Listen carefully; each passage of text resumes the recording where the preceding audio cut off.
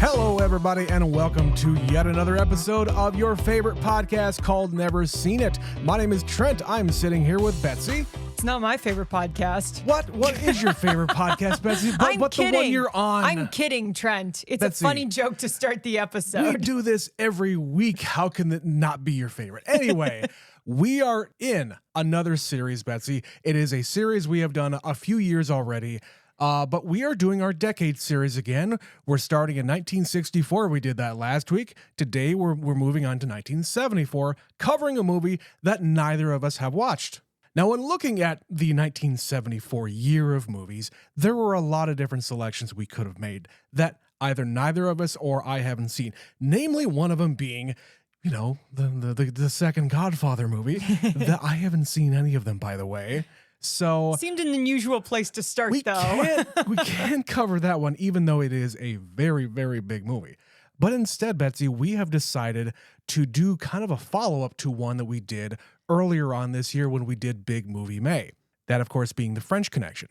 So today we're going to be covering a movie called The Conversation, directed and written by Francis Ford Coppola. So related to The Godfather, he just managed to sandwich this one in between parts 1 and 2. Sure, kind of got overshadowed just a little bit. A little bit, but he also got to work with Gene Hackman, star of The French Connection, who is also still at the beginnings of him being a major movie star. Absolutely. And in this decade, Betsy and I always talk about the 1970s decade of film that we just are not that familiar with. There's so much ground left to cover. When we were doing the research about what movie to select here, this movie we're covering today, The Conversation, is one I had never heard of before, and it just kept on coming up in the selection of best movies of the year. In fact, it got nominated for Best Picture.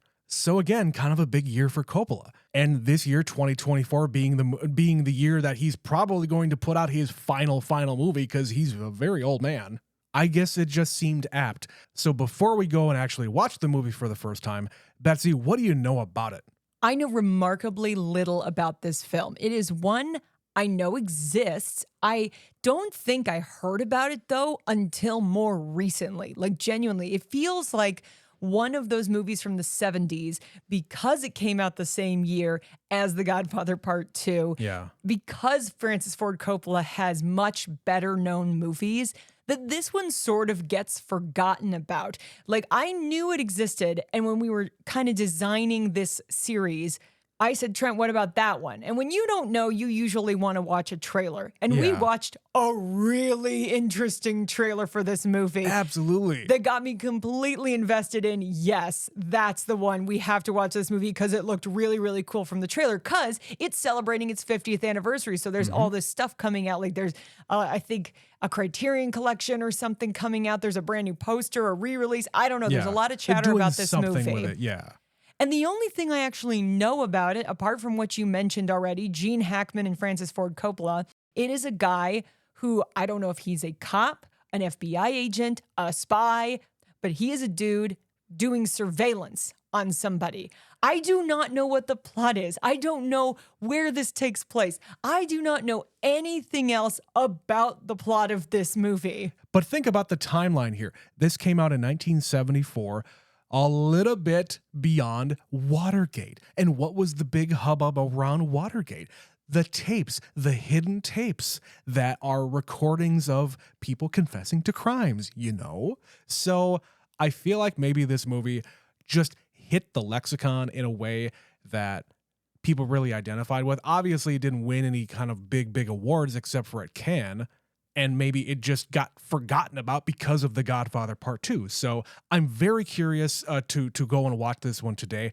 Again, I hadn't even heard about it before we watched the trailer and started doing the research for this. So I'm very excited. I really like Gene Hackman. And we're beginning to really love the 1970s decade of cinema. So with that, we're going to go and watch The Conversation. We'll be right back.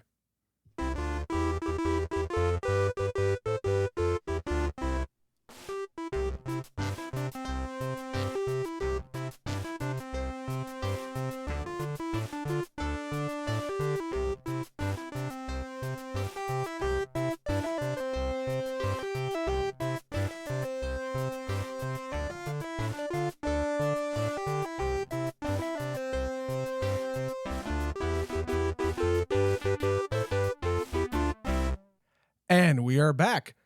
Betsy, shall we have a conversation about the conversation? Probably. Yeah, we should do that. That would be a good idea. We should do that. So what'd you think? This was a really interesting movie, and it's the kind of thing I kind of want to go and rewatch it right now because the experience, once you know what is happening here, changes drastically, I think, when you rewatch it. I think you're right. And this is a story and a movie that just reveals itself very slowly, and you have to get to know this guy in order for it to really come together. Because I think at the heart here, this is a guy who is constantly just feeling paranoid, and he's second guessing everything that he's doing, and he needs to hear something over and over and over and over again from different angles, from different sources in order to get the final thing. But depending on how it is that you're listening to it, you can interpret it different ways. This is probably the most interesting character that I've seen Gene Hackman play. It is unlike any of the other movies of his that I've watched. Yeah. One of the things that I read about this movie, not only did Coppola say that this is his favorite movie, and he said this is really his only original movie he ever made up until, this year. But Gene Hackman says he likes this movie as his acting roles. This is his favorite of his own acting roles. And I agree. It's very low key. There's a lot of very subtle acting going on here, but the way everything is shot is just lending to it as well. I mean, the settings really help too. Like his shop is really interesting. He lives a very bare bones kind of life. Very industrial. Yes, very industrial. He's a very tidy person.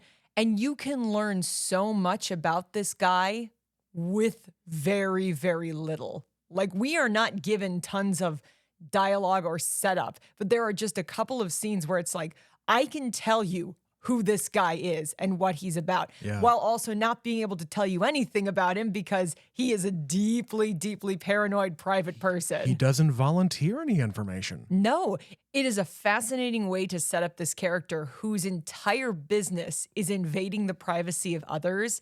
So he is just that much more protective of his own privacy. And we get that in the very first scene after they record this conversation in the park at the beginning of the movie. He goes home and his landlord has clearly got a key he doesn't know about and has been opening his mail.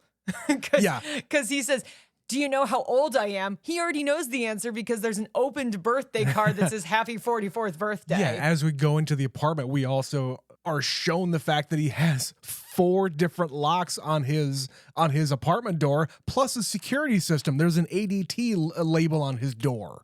I didn't know that company went back that far. I didn't either, but I mean, I guess there was a demand for, they're paranoid back in the 70s.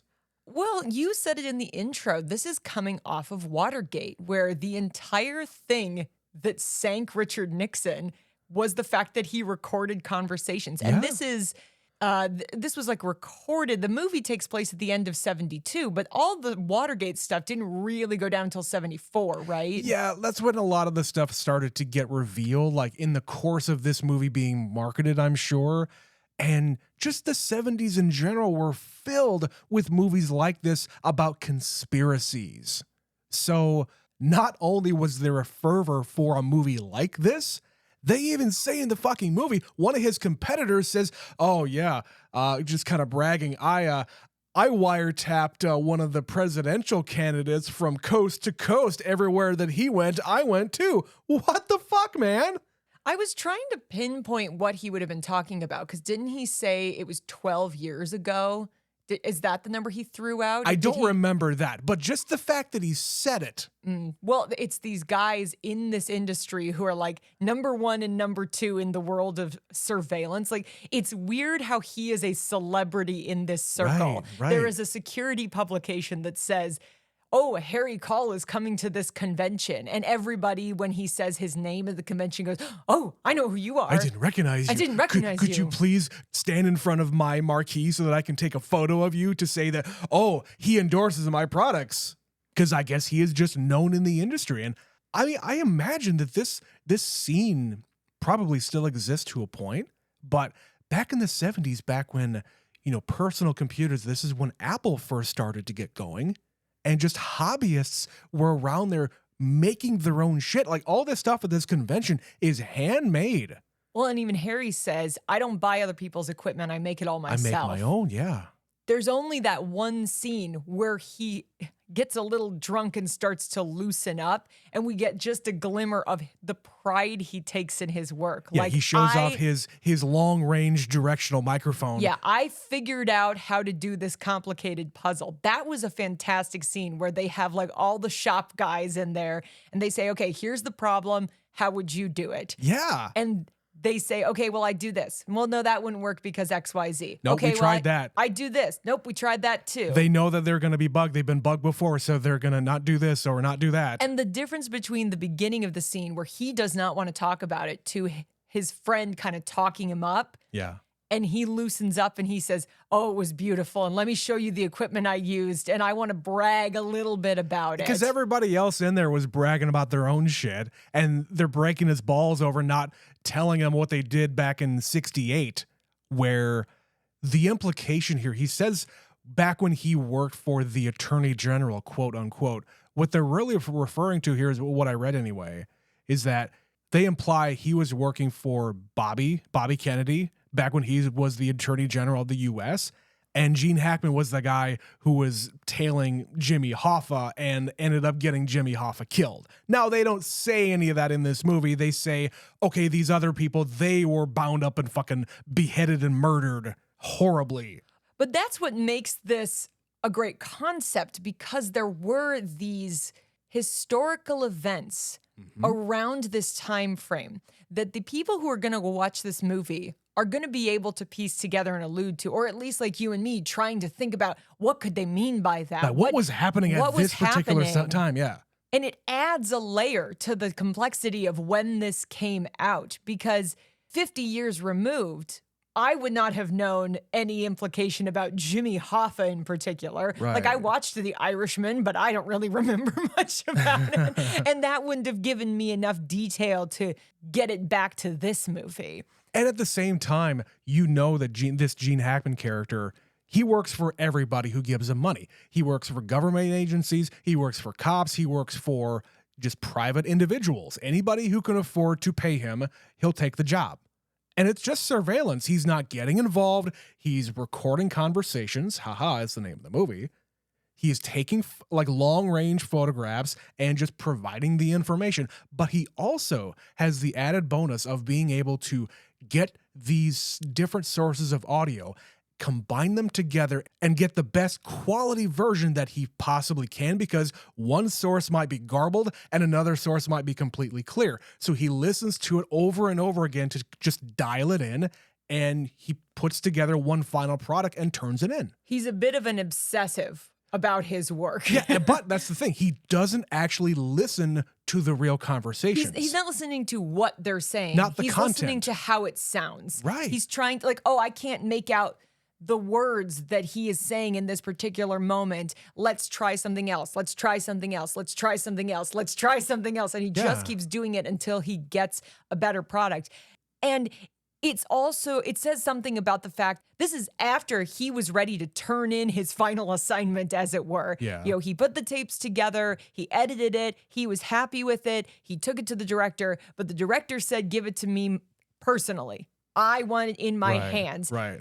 And when he's not able to do that, he says, well, fuck that. I had instructions to give it to this guy. I'm walking away. He goes home and he works on it more. He was done. He was happy with the work and was ready to turn it in. And but then because he goes, something happened where it didn't go exactly how the contract was supposed to be fulfilled, he went back and he thought to himself, oh, there's got to be more to this story. yeah, I need to look closer. This is the first time he's ever had any kind of curiosity. Like, he tells Stan, I don't get curious. It's not a thing. Yeah. No, I'm not worried about what they are saying. I don't understand that human impulse to just constantly ask questions. He does not like people asking him questions, personal questions or other. He just doesn't want to talk about himself or his work. And through this obsession with this tape, this conversation that we hear, I don't know how many times in this movie. It's Yeah. like 10 times we hear chunks or the entirety of the recording that he makes. And even you as the audience, you start to question, okay, what does that actually mean? If she's talking about this one thing, does this mean something different? Yeah. And so we're right there with him where there is a mystery here. And I got really invested in trying to figure out, because it seems like such an innocuous conversation that they're having. Mm-hmm. They're not saying anything of consequence. And we're listening to it over and over. And as he's trying to unpuzzle it, I am also trying to unpuzzle it. And I'm like, I know there is some big reveal. There's got to be something here that I don't know yet. And it is one word, and it's not a different word. He didn't hear the word incorrectly. He heard the wrong intonation on emphasis. the word. The emphasis on one individual word makes a world of difference. Yeah, things I didn't expect in this movie. A twist. Yeah. And the fact that it was linguistic emphasis is just like, wow. And that's what the entire movie is kind of turning on here, because it is just your interpretation of what you are hearing. You could listen to the same thing over and over and over again, like we do and he does, and start to question your own mind, start to question your own comprehension of what you are listening to. And just to pull back the curtain here, I'm the one who records and edits this entire podcast. You're the sound guy. I am the producer, sound guy, whatever the hell you want to call me. So I listen to this over and over again sometimes in order to get not necessarily like the point across, or what I'm doing when I'm editing our podcast. It is more tightening up some pauses here and there where we're trying to, collect our thoughts. Normal podcast, normal people, when they're having a conversation, they don't have all their thoughts collected in their brains. Like, we have pauses here that I tend to just cut out for you folks anyway. To continue the flow. Exactly. So I'm going to pause right now and leave it in for you fine folks. I'm not going to cut that out. But there are ways that I can kind of cut around and I can move things around. I can combine the first part of this sentence over here with the last part of this sentence over here, and it just melds together perfectly. But of course, that's audio. Audio editing is entirely much easier than doing video and audio. So I can see how somebody who does this for a living and trying to take different sources of audio and putting them all together, I can see how this guy will start to question what it is that he is hearing.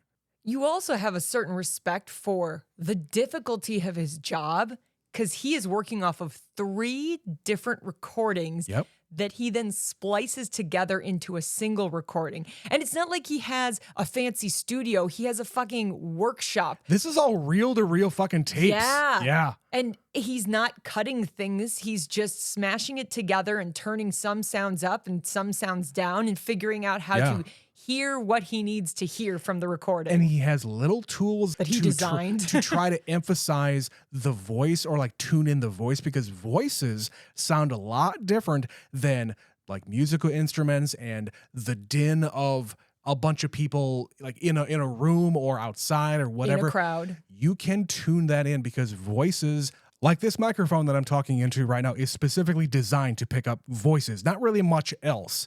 And there are different kinds of microphones that are specially tuned for instruments and different kinds of specializations. So specifically like Ronnie James Dio, who had to have his own microphone because his singing voice was so intense.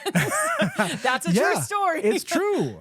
It also gives you a really deep appreciation of the beauty of the sound design in this movie, because for a very long time, the mystery is you cannot hear what these people are. You can hear, but you can't understand it. It's so garbled. And as the movie progresses and he keeps applying a new filter, or turn this up and turn this down, hook up another device of his own making, and just really get in there. And when we finally get that last piece of dialogue, and it's this guy saying, he'll kill us if he gets the chance, all of a sudden you're just like, oh shit, now there's murder on the brain. there is something to this conversation. There's a bad man after these two individuals. And this Gene Hackman guy is already paranoid, so he's stepping into this, whatever this is. So here's my question about this. Because they set up really early, he's a paranoid guy. And we progress into this movie where we are layering on the mystery.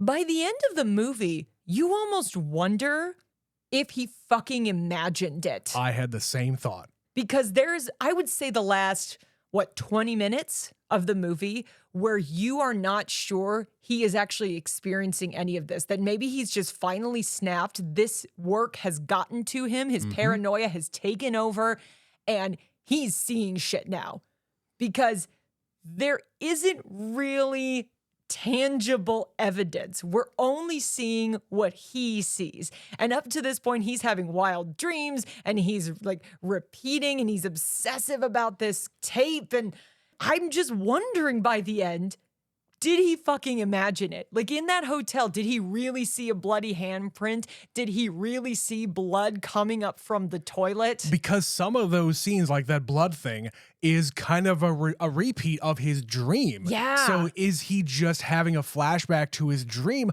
or did it really happen? Also, who's behind the glass? You don't know.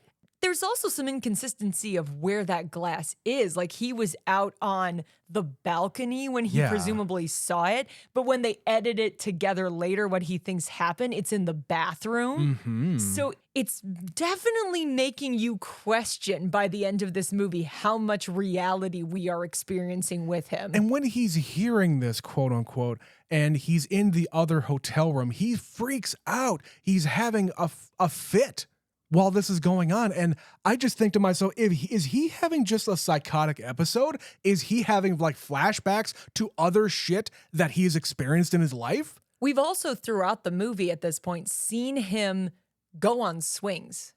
Yeah. He's had mood swings. The second anybody starts asking him questions, he tightens up and kind of shuts down and backs away. There's a couple of different instances here where he goes on his booty call and the woman there is asking him a whole bunch of questions about himself and he clams up. In fact, he just leaves because she will not stop asking him questions. And she already knows too much, as it were. Right. And well, she says, oh, I kind of feel like you're listening to my conversations when I'm on the phone. And oh, and there's this one other time that I saw you just watching me for an hour. You thought I didn't see you. I saw you. Which for a guy who's supposed to be basically invisible, for him to be observed at all, in any capacity, I would think would be deeply upsetting for him, which is why he's like, I gotta leave now. This is done. And put all this together with the end of the movie where he finally cracks completely and he tears apart his entire apartment because somebody got in. Somebody got to him. Somebody has bugged his apartment and recorded his saxophone solo. I know it's here. I know it's here. Where is it? Where is it? Every time you think he's gonna give up, they cut to another sequence of him ripping something apart, to the degree he's taken down the light fixtures and the wallpaper, several layers of wallpaper and every the flooring, floorboard. everything. And the last thing they show him taking apart is a statue of Mary. And they have already set up at other points in this movie, he is a religious guy. He does not like people saying, you're taking the Lord's name. And they show him going to confession. So this is a religious guy. And for him to go so far as to smash that statue, which he clearly did not want to do until the very, very end, where he's like, it's nowhere else. It's got to be here. And I think that is the moment where he just goes full bonkers. Because he finally gets to the point where he's going to smash that thing open. That's where he starts pulling up everything. But this was the interesting thing. And it didn't occur to me. But when we finish a movie like this, we like to go back and read about the behind the scenes and things like that. And somebody pointed out the one thing he didn't search is his saxophone. The indication being the listening device is in his saxophone. It is the one personal thing he has. Like when he's on the phone with his super, he says, I don't care if the apartment burns down. I don't have anything of value in this place. I have no personal possessions. It doesn't matter if there's an emergency. I need to have the only key to this place. But no, this is the only thing that he really values in that apartment. Everything else he values is back at his shop. Yeah. And they don't explicitly say it, but that's actually a really interesting way to hide something and know he's not going to find it for a guy that has a very short list of things he cares about. But yeah, you get so much information about this guy. He's religious. He had a past. He was from New York. You know, he worked for the attorney general. You just get little nuggets, little breadcrumbs throughout the whole movie. And when he goes to confession, like he says, my work has gotten people hurt before. Yeah. And I'm not afraid of dying, but I am afraid of murder. So he is growing a conscience about his work and how it actually affects other people, which clearly he has not done up until this point. What is it about this case? What is it specifically that he gets so fixated on? Do you have a theory or a feeling about what it is here that is setting him off? It is the line that he finally discovers at the end of the conversation, where they say he'd kill us if he had the chance. Introducing the concept of murder, whether it be them murdering someone or someone murdering them or one of them. That's what really gets involved, what gets him involved here a lot more, because the reason why he fled New York is because one of the things that he did, that he was involved in, got somebody killed. And he kind of tries to play it off by saying, oh yeah, as long as they pay me, I don't care what they do with the tapes. It doesn't matter to me. I just move on to the next thing. But you don't. You fled all the way across the country to start up your own thing over here and get away.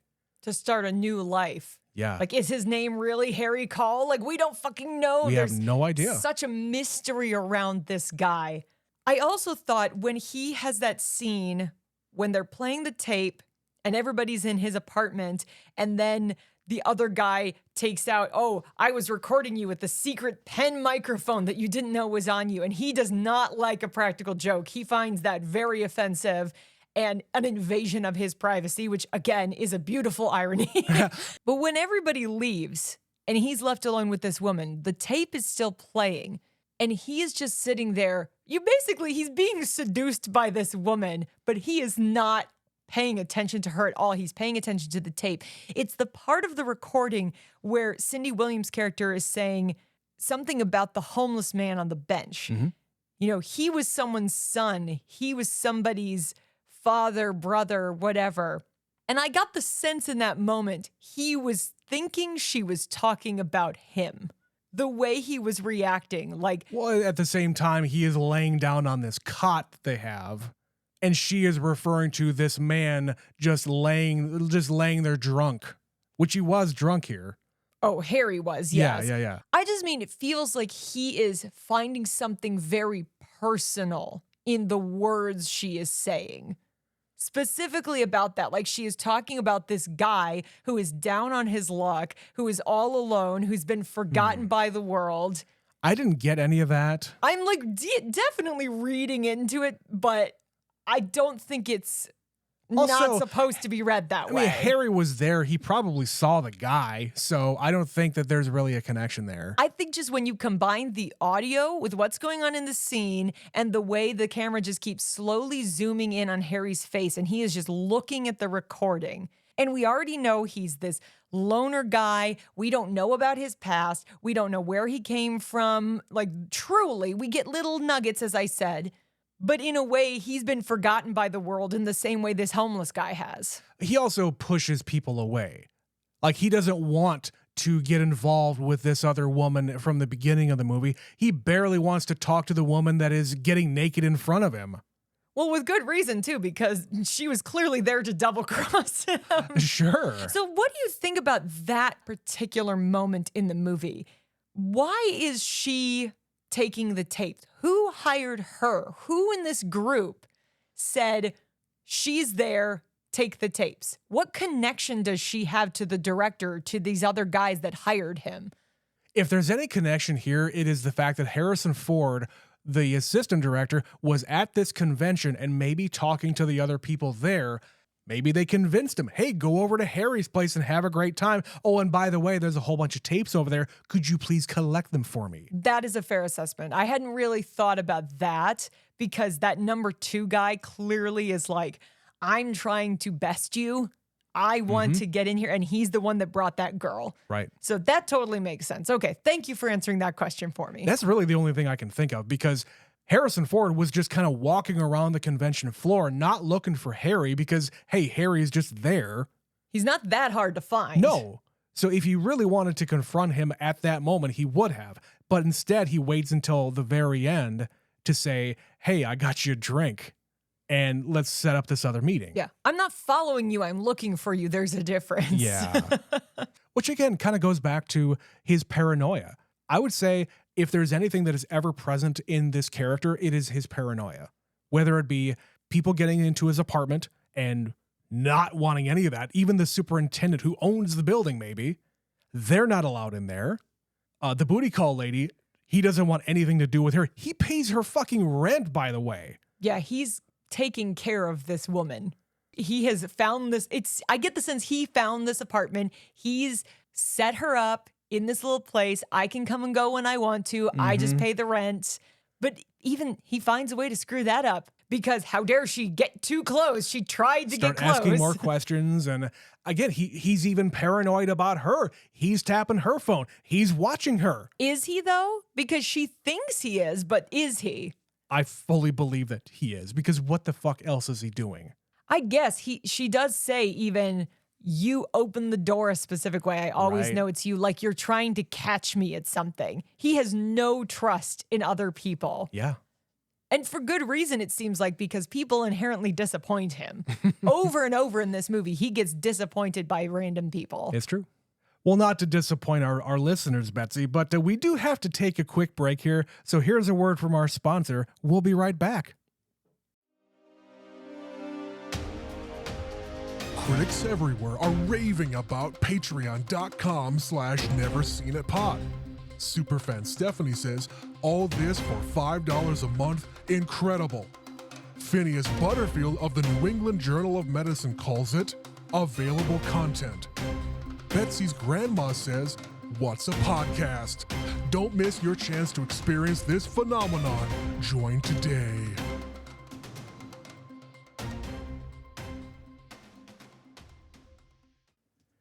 So before we talk about the 1974-ness of the movie, I wanted to talk about the fact that this entire scheme, this conspiracy, isn't really what you think it is at the get-go, because they keep talking about the director or a director. When you think of a director or the director, you think about a government agency. You think about the CIA. You think about maybe the FBI. In the context of this kind of movie, that's where your brain goes. That's anyway. where my brain went. So he goes to this big official-looking building to meet Harrison Ford for the first time. Who I did not know was in this movie. Yeah. And you think to yourself, okay, what kind of a thing is this? What kind of an organization is he working for? Who's paying for this? And it's really never revealed until the very, very end of the movie, where you get the newspaper headline, executive killed in a car crash. Now, there's a lot of different titles at different companies. Director is one of them. So it's possible that when you sign this contract, when you make this contract with this person to do the job, everybody is given a title and not a name. It's like the transporter. No names. That's rule number one. No names. You mean like he just calls him the director? Or they the client calls themselves the director. Like Call me Mr. Orange. Yeah, call me the director. Whether or not that's my actual title in this organization or not, it doesn't matter. Mm-hmm. So instead of using a name, they use titles. Yeah, maybe. Because I don't think they actually say the name at all. No, and they just refer to him as an executive. Right. And again, the whole movie, I'm like, who is the director? Who is the director? Who Are is they the ever going to director? even show the director? And then fucking Robert Duvall shows up. Oh my God. Again, talk about people I was not expecting to be in this movie. I don't even think he is credited in this movie. I don't think he was. No, that was a fucking surprise to me. Yeah. So it is finally revealed that this is not any kind of like governmental conspiracy. This is not, you're not spying on criminals or anything like that. There's no investigation. No, it is a run-of-the-mill cheating story. It's a guy spying on his wife because he thinks she's up to something. And she is.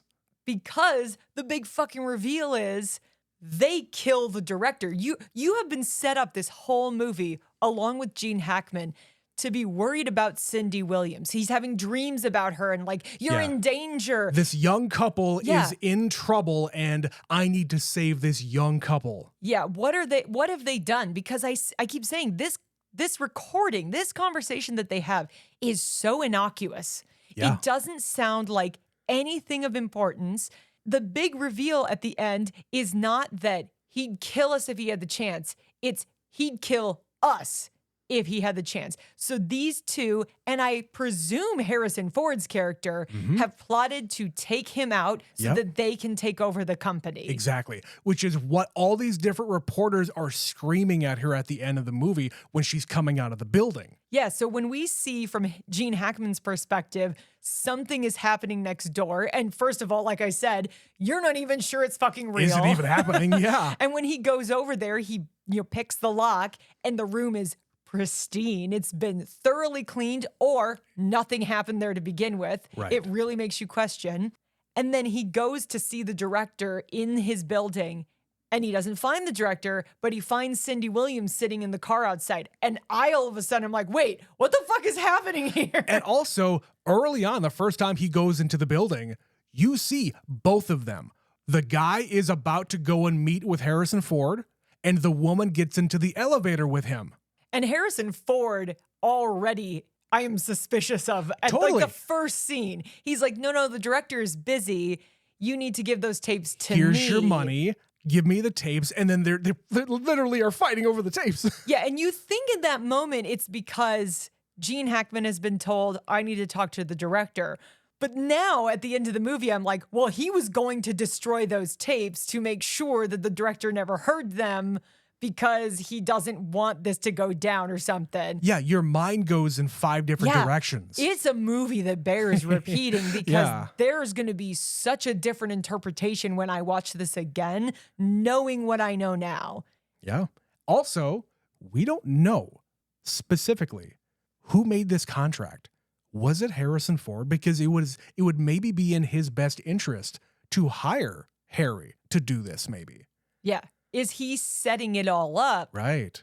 To have all the dominoes fall. Yeah, to legitimize what he's trying to do. I'm throwing up my hands. I don't know. And to create the suspicion and etc. Oh, yeah. And then at the end, of course, the whole movie, Harry's been saying, I don't have a phone. I don't have a phone. I don't have a phone. He always calls from a payphone because you can't trace the payphone kind of a thing. When in reality, he does have a phone. He just doesn't really use it. He doesn't give people the phone number. Right. And he calls the director to see what's going on.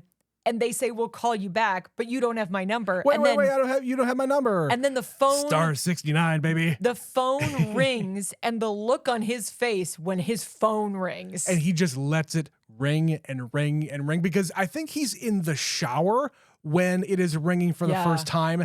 He gets completely dried off, completely dressed, and comes out and finally answers the phone. And then at the end of the movie, we've already established they have his phone number. Yeah. They call. They don't say anything. They call again and play back the recording they've made of him in his apartment and say, we know you know. We'll be listening. We'll be listening. It would be in your best interest to not pursue this any further. And that's the only moment in here where I'm like, okay, I think what happened really happened. But I'm still not entirely sure because he's gone down such a rabbit hole that I still believe there's a possibility by the end of the movie that Harry's just fucking nuts. Well, I mean, they have that newspaper thing where they find him in a car crash. It was fucking horrible. The executive, yeah. Yeah. He knows he's dead. He knows what involvement he had in these proceedings. He knows who's to blame for it. And he thinks he heard a murder. And he thinks he heard a murder. But did he try? That's the fucking fascinating thing about this. Was there actually blood coming out of the toilet? I don't know. Don't know. Yeah, I'm into this movie. The more we're talking here, the more I really do appreciate how the film is constructed. It's a gorgeous movie, and it looks incredible, and it sounds incredible. We got the restoration from this year that just came out. It is pristine. It sounds great. It looks great. And at the Oscars this year, this wasn't just nominated for Best Picture. This was nominated for Best Screenplay and Best Sound. It's really cool to place this right between Godfather Parts 1 and 2. And I know you haven't seen those, but this movie is so quiet. It's so minimalist. It's so paced differently. There's some great shots in this movie Yeah. too. Just the way everything is framed. There's a couple of shots where Gene Hackman is just alone on screen. The one of him kind of leaning up against a pillar in his in the open space In his of warehouse. where it's just him, a couple of neon lights, one plant in the background. It's gorgeous. Yeah, it's a very, very well constructed movie. And I'm here for it. I'm here for it. So I wanted to bring this up. It's only semi-related to this. Okay. But there's definitely a noir vibe to this movie. This is I think what they call a neo-noir. Okay. The movie I kept thinking about as we were watching this was Drive. Okay. You've got this loner guy who's good at one specific set of skills, who gets involved with the wrong people, and when he finally decides to get involved, it changes his life forever. The movie I was thinking of was Sneakers, the hacking movie that came out in the 90s. I'm going to be honest. I watched that with you last year, and I don't really remember it. It didn't have much of an impact. I'm so sorry for you sneaker fans. This is a small group of people working together on a very specific thing. Very specific kinds of people hire them for their services. It's also like surveillance adjacent in that movie. Yes, Yeah. that's what I was getting at here. Mine is more about the mood. Yeah, I think you're right. There is this kind of dark moodiness of this loner that we just follow for this whole movie. Yeah. And you're kind of wondering what's going to happen. What's going to happen? Is he insane? I don't know.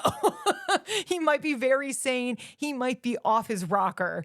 So I would say if you're going to watch any movie after watching The Conversation, it should be that one. We need to watch Drive again. We've We need to still watch- only watched it Well, the one I time. watched it one more time. I You watched it did? without you. Yes, I told you this. I don't remember this. Yes, I was prepping for another podcast I was on Okay. and just debating if I wanted to include it in the conversation. And ultimately I didn't. I think it got a special recognition. Well, But Betsy, this is the conversation. So I want to talk about the 1974-ness of this movie because there's no other way to say it. Every time we watch a movie from the 70s, we always have to point out just how people are dressed, the mood, the styling of everything. The stuff that really popped for me wasn't any of that stuff. It was all of the stuff like when we go to the convention, it's all of these gadgets that are handmade. It's all of the like primitive tech that people are still just trying to tinker with and sell. They're selling their wares, selling their services, and people are copying other ideas and getting their designs just by going to these conventions. And it's this 1970s mentality of, especially in California, of all places, California was ground zero. That's why Silicon Valley grew out of California, is because that's where all of this stuff was happening. it's kind of a subculture of modernists where they know what they can do, what technology is capable of, but they're the only tiny pocket of people who see it and are doing something with it. Which is why these guys all come together, because they all can talk shop with each other. And, you know, at some point they're maybe trying to steal ideas. Like the one guy is trying to say, let's partner up. Let's do 50-50 and blah, blah, blah. Even though, you know, you're better than me. Yeah, just let me hold that device you designed. He's like, put that away. Yeah, that was really my favorite part of it. What about you? I just think I liked the mood of the movie. Like, there's just this really minimalist approach and the piano score throughout. And then just at the end, how it builds into this really like scary, like thriller kind of music. If but it's anything, still this just is a piano. thriller movie. Yeah. Yeah, it's a noir thriller mystery. And Conspiracy. yeah, and it's so different from any of the other Coppola movies that we've watched so far. And I think it's the minimalism I like, but it's a cool exercise for him when he's been making, you know, The Godfather, and in a few years he makes Apocalypse Now, which was this like 4-year fucking journey. Yeah. And to see the through lines of, Harrison Ford and Robert Duvall are in this movie. They were both in the next movie he made, Apocalypse Now. Right. There's also just the fact that every so many years, this movie is going to have relevance because of the fear of a surveillance state of the government spying on us. I'm sure around 9/11, this movie would have been very, very different to watch. Like people talking about the Patriot Act, I think is what you're talking about. Exactly. Yeah. And yeah, like back in this era, we already mentioned that there was so many different movies about these conspiracies and like not trusting the government because, government in the 70s was not trusted. Yeah, in 1974, I really want to pinpoint this. Do you know the day that Nixon resigned? Because this movie came out in April, so I assume this happened before he resigned. But the fact that we've already been inundated for 2 years in this country about the recordings of Watergate and what he did, etc. I just looked it up. It's August 8th, 1974. Yeah, so this movie had already been out all summer. Yeah, we just had the 50th anniversary of that. Okay, then. It just adds a layer to the significance of the movie at the time it came out. And, I'm sure people were... Yes, they're into this movie because, hey, it's a great movie, but because of the extra context, maybe that's what put it over the edge and got it nominated for Best Picture. Maybe. So one other thing we have to talk about, because I don't think you're familiar with this information, but I think you're going to find this very interesting. All right. The guy who played Stan, his assistant, that is John Cazale. John Cazale died in 1978, extremely early in his acting career, and he only made 5 movies. Those 5 movies are The Godfather Part 1, The Conversation, The Godfather Part 2, Dog Day Afternoon, and The Deer Hunter. 5 of some heavy hitters. 5 of the greatest movies of all time, certainly of the 70s. And he died, and that is the legacy he left behind. And I don't know about this man in depth, but the fact that he made that is his legacy. That is his filmography. He could have been another De Niro for all we know. Maybe. He's always the supporting player. He's always like the second build, the third build. You recognize him. He plays important roles. Yep. But yeah, isn't that fascinating? I only found that out like a year or so ago. I mean, I've never seen any of those other movies, so this is the first time I've ever seen him in anything. Yeah, I figured you wouldn't know who he was. Nope. But it is one of the most prolific filmographies because it was so short, and he got to work with the people he did in that short time frame. Sure. Well, Betsy, I don't really think I have much else to talk about here. Did you have anything else before we get out of here? I really want to watch this again. Like, I genuinely, when I say it doesn't happen a lot where I have a strong impulse to turn around and do the same movie twice in a day. I was looking over at you a couple of times during this watch, and I could tell that you were very much invested in this movie. Anytime you made commentary, I'm like, shut up, I'm watching this movie. And normally we don't. For this show, we do not talk about the movie while we're watching it, unless there's something, silly happening. Right, or it's a comedy or something else. Or, hey, what do you think about, like, what is the interpretation that you have here? Or what did he say? Or let's go back and listen to that again. I am a person who loves a puzzle, and I was invested in this puzzle and where this journey was taking me.